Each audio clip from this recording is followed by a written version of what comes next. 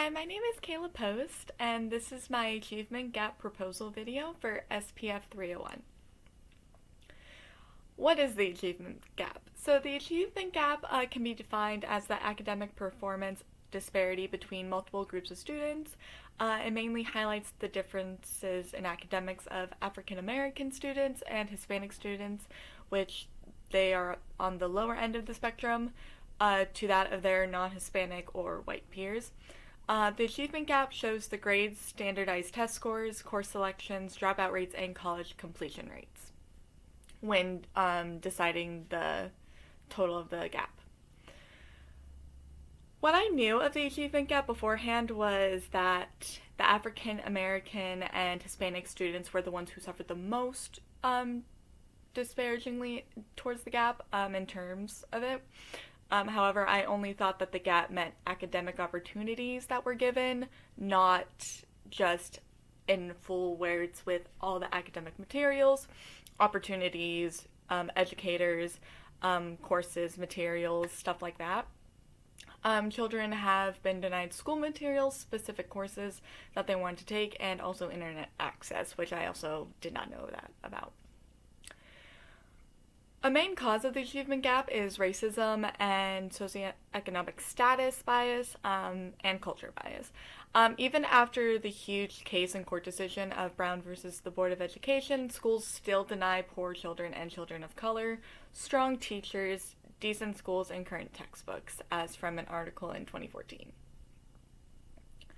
Effects that I've noticed in my community of the achievement gap is in my community, we have two separate school districts. We have the rich school district, and we also have the poor school district. So the rich school district receives many donations not only from parents and the federal government, but also local businesses they gain donations from.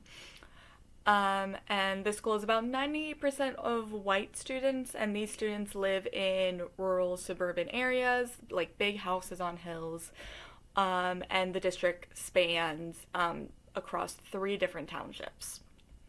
The poor school receives money only for sports if it's through any local residents or businesses. It is mainly to sponsor the football team mainly, and also probably basketball, softball, those sports.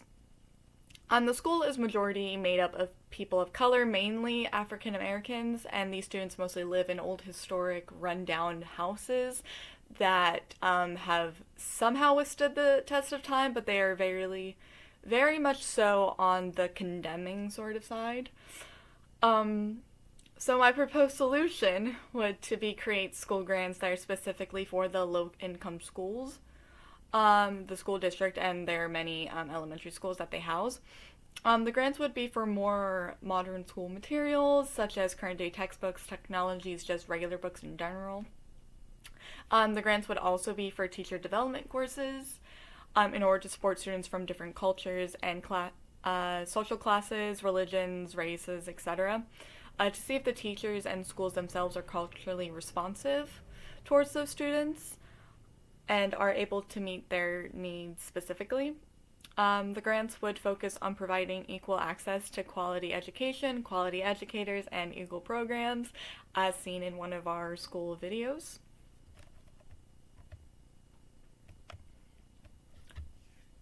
There really isn't a lot of resources necessary in order for the grants to be successful. You can apply for a federal grant, which would be through the U.S. Department of Education for a federal grant, or the school can apply to the American Association for Educators or even the school libraries grants, or there's actually chain businesses that also provide grants for schools and their educators. I saw that Dollar General and even Hyundai, I believe, also has school grants.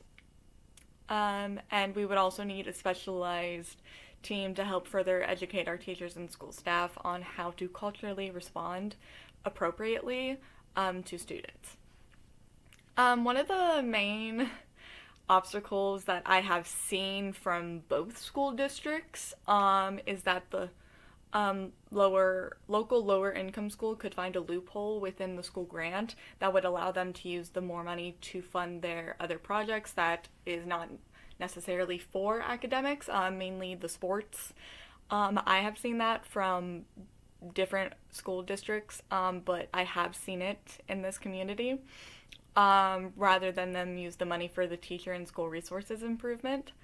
Another obstacle would be the denying of the grants for the school district and their schools. That can definitely take a huge hit when implementing this. The outcomes that I hope to achieve is better student success rate in higher testing scores, graduation rates, and college acceptance rates amongst the students, with more students applying to colleges with academic scholarships.